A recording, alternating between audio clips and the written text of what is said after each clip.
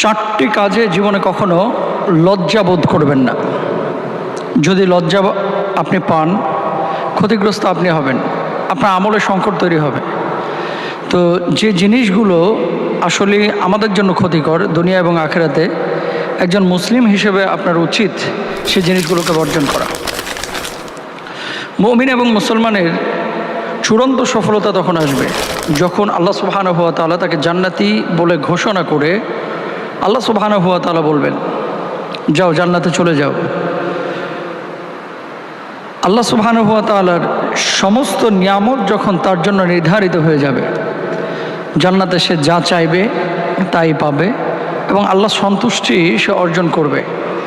একজন মানুষ আল্লাহ সুবহানাহু ওয়া তাআলার সন্তুষ্টি অর্জন এবং জান্নাতে দাখিল হওয়া, সেটাই হচ্ছে তার চূড়ান্ত সফলতা। এর আগে একজন মানুষ কখনো চূড়ান্ত সফলকাম হতে পারে না।